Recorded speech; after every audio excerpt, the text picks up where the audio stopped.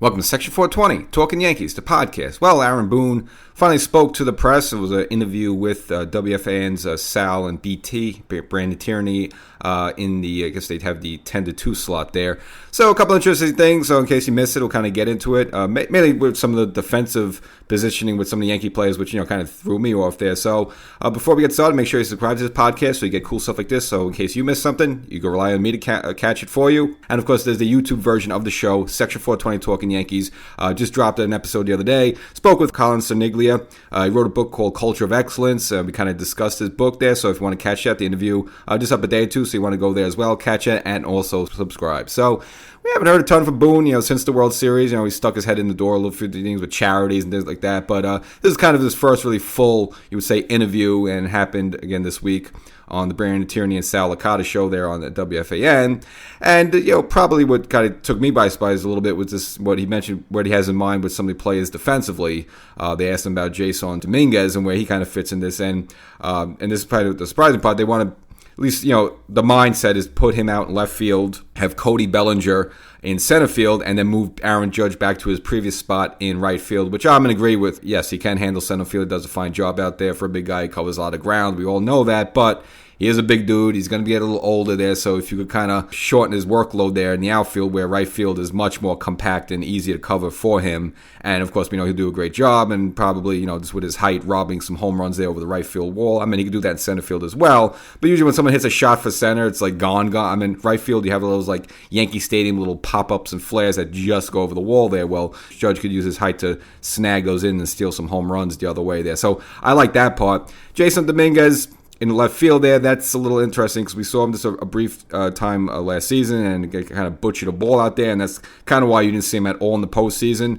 Aaron Boone not taking any chances, going with, Alex Verdugo, who, obviously can't give you with the at-bat that Dominguez could get, but with the defense, Boone in the playoffs, you don't take any chance with defense. Pitching and defense wins in the playoffs, so didn't take any chances with Verdugo there in left field. But now, starting, fresh 2025, seems like they want to give Jason Dominguez left field. Now, Dominguez, he's a natural center fielder, and, left field at Yankee Stadium is, bigger than the typical left field there, so you kind of want someone who, like a center fielder out there patrolling.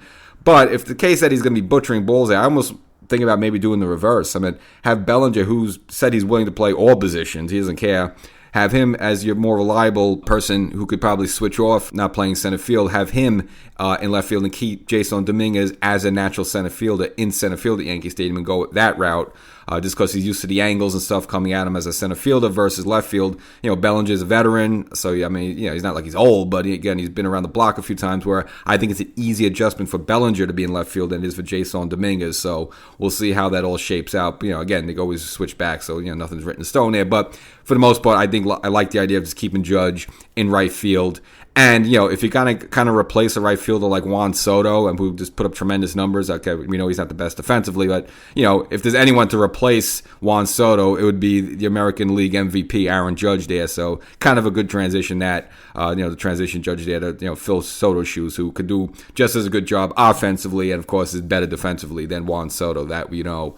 So that's that. And another surprising thing was kind of how Boone looks at second and third base. I was just under the assumption they would just go with Jazz at third base just because they put him there in the postseason. Pretty much was flawless. Maybe just had one little hiccup of something during one of the Kansas City's games. But other than that, really was no problem for the Yankees at third base. But I was just kind of assuming that Jazz would be the third baseman pretty much most of the time there. But it looks like now Boone thinking about shifting him to his second base position, which he originally came up naturally when he was with the Miami Marlins. And Peraza and Cabrera could fight over the third base spot there. And third base we've seen a little Peraza, we've seen a little Cabrera there. Not really much enough. I won't say I was wowed by them at that third base position there. And I've seen Cabrera also make a couple of errors at third base. Just because he's jack of all trades, plays all over the place. So I don't know how long that's going to last. We'll see there. But that one kind of took me by surprise as well. And also looks like Everin Pereira, who went on the Tommy John surgery last season, looks like he's all systems go, and Boone said he could be in the mix, at least for the outfield there, so good news. We saw him briefly 2 seasons ago, okay, I won't say we were wowed by him, but again, maybe there's more potential there, so we'll get to see more of him in there. And probably lastly, one of the other standouts was kind of, I guess Boone kind of indirectly answered back Joe Kelly. Remember Joe Kelly kind of trashed the Yankees a little bit after the World Series. Again, the longtime reliever just mentioned how this defensively, the Yankees really just from the onset, they were just a total mismatch for the Dodgers there, just because, and of course we all remember happening in Game 5 in that 5th inning there, that kind of just circumvented itself there. But God, it was kind of threw a jab at the Yankees, kind of shortly after the World Series in one of his podcasts, and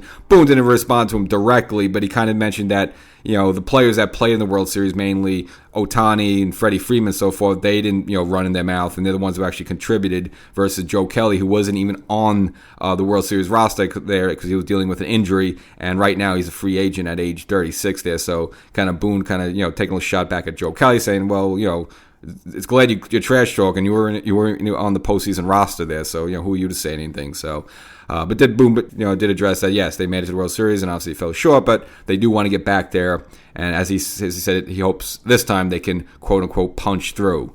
And as for Boone himself, now he's entering his final season. Now the Yankees did pick up the option on him in November, so he'll at least be back for 2025. We knew that. Now beyond that, obviously we're all wondering. Boone, got to the World Series, but didn't get the Yankees in there. So this will now be his 8th season there, and all he's got to show for it is the one World Series appearance, which is kind of, I don't say it was a mismatch, but hey, look, the Dodgers won 4-1. I mean, I know some of the games were close, but at the end of the day, you lost in 5 games there. So, he figures out enough to bring them back. I mean, Girardi at least won your World Series, and you kind of let him walk out the door after his 10th season. And of course, we know with Joe Torre there around for 12 seasons, he gave the Yankees, 4 championships and at least 2 other appearances there. And even Joe Torre was shown the door. So, why would you keep around Aaron Boone? But looks like Meredith Marakovich actually had a chat with Hal Steinbrenner, and he mentioned that they discussed that in the future they would like have a dialogue of returning Boone for the long term. So if you want to read through the tea leaves on that one, I think after the season they are looking to extend Aaron Boone. Now, whether they do it within the season or after the season, but for Hal to make a statement like that, it's hard to imagine that he's not going to have interest in bringing Boone back there. So you can almost shoe in that Boone will be the Yankee manager probably within the next 3 or 4 seasons very easily. And then probably after that, if he doesn't really produce anything substantial, maybe then they'll show him the door. But, because usually no one will say, well, we don't know, we'll think about it. We're not discussing this during the season. We'll discuss it. When you're saying things like that, you're dancing around that you don't want to address it, meaning you probably would let him walk. But the fact that he make a statement that you want to have a dialogue about him staying for the future, I would put my chips in that they want to maintain Aaron Boone. They like him.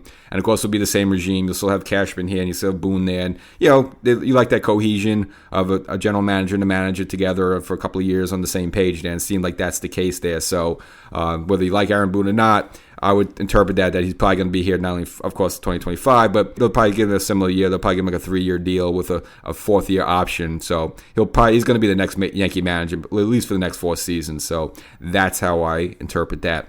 So that's the episode. Not too extensive there. This is Boone kind of giving his first kind of presser of the year there.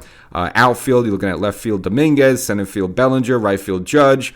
I think you should go with Dominguez in center field and have Bellinger play left, but nevertheless, okay. And then, of course, in the infield, they're a little surprised. Dead second base spot there, and third base in open competition. Make sure you subscribe to this podcast, Section 420 Talkin Yankees podcast. And remember, there's also the YouTube version of the show. Go over there right up there and subscribe. Catch you next time.